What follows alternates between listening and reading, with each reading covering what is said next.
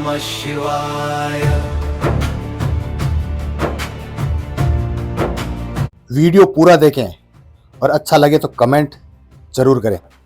Toilet और bathroom.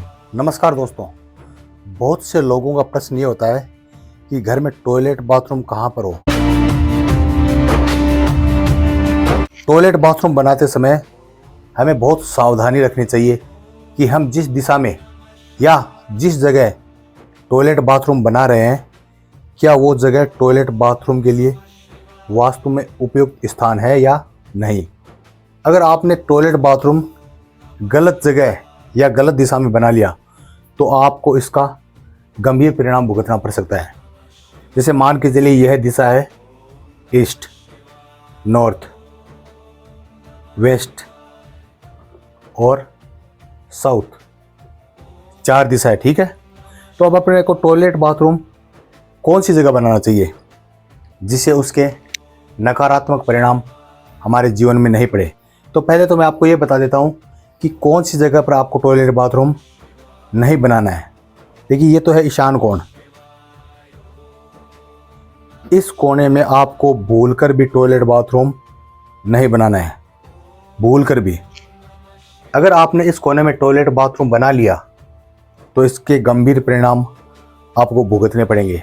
दूसरा जो कोना है वो है अग्निकोण। अग्निकोण में भी आपको भूलकर भी टॉयलेट बाथरूम नहीं बनाना है।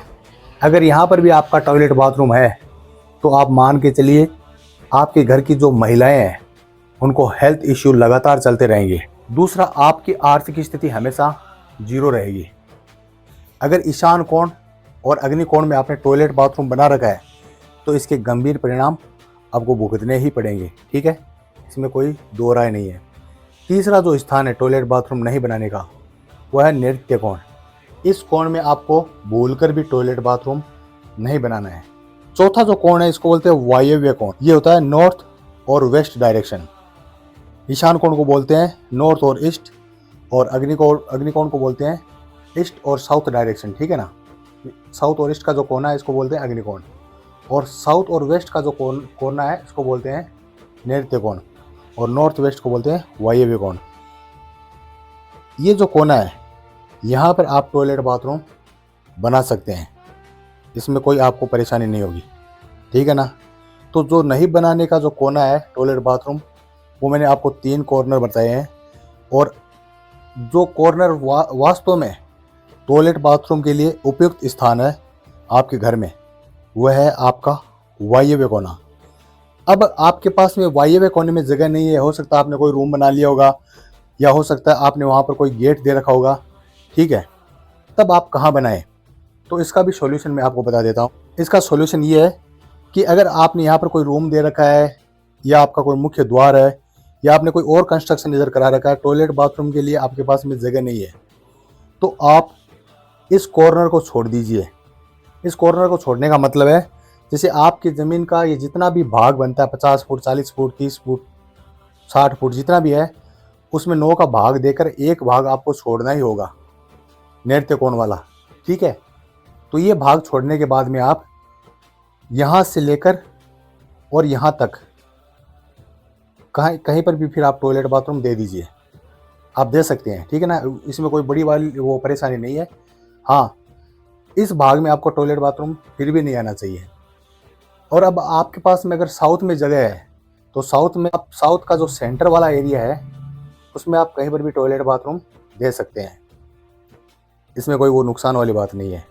लेकिन आपको पूर्व दिशा में टॉयलेट बाथरूम बिल्कुल नहीं देना है, ठीक है, और उत्तर दिशा में टॉयलेट बाथरूम बिल्कुल नहीं देना है। इसके अलावा बहुत से लोग ब्रह्म स्थान में टॉयलेट बाथरूम दे देते हैं। मैंने ऐसे बहुत से घर देखे हैं जिनमें घर के सेंटर में भी टॉयलेट बाथरूम आता है, ब्रह्म स्थान से, या तो ब्रह्म स्थान के ऊपर आता है या ब्रह्म स्थान से थोड़ा हटकर आता है। लेकिन मैं आपको यही राय दूंगा कि ब्रह्म स्थान या ब्रह्म स्थान से थोड़ा भी हटकर आपको यहाँ पर टॉयलेट बाथरूम नहीं देना है। ब्रह्म स्थान में आपको टॉयलेट बाथरूम नहीं देना है, ठीक है ना। यह आपको विशेष ध्यान रखना है। तो आपको जो टॉयलेट बाथरूम नहीं देना है, ईशान कोण, अग्निकोण और नैऋत्य कोण, इन 3 कोणों के अलावा ब्रह्म स्थान में टॉयलेट बाथरूम बिल्कुल नहीं देना है, ठीक है। इसके अलावा उत्तर दिशा और पूर्व दिशा में भी टॉयलेट बाथरूम नहीं होना चाहिए। टॉयलेट बाथरूम का जो मुख्य स्थान है वायव्य कोण, इसको आप फर्स्ट प्रायोरिटी मानकर करिए, ठीक है ना। इसके अलावा अगर यहाँ पर आपके पास जगह नहीं है तो ये जो मैंने आपको बताया है वेस्ट और साउथ, यहाँ पर आप अपना टॉयलेट बाथरूम दे सकते हैं। वीडियो अच्छा लगे तो लाइक करें। फेसबुक और इंस्टाग्राम पर अगर नए हैं तो फॉलो ज़रूर करें। आपको मैं वास्तु में क्या क्या करना चाहिए, कौन सा कंस्ट्रक्शन कहाँ कराना चाहिए, इन सब के विषय में घर बैठे आपको जानकारी उपलब्ध करवाऊंगा। धन्यवाद। जय शंकर की। हर हर महादेव।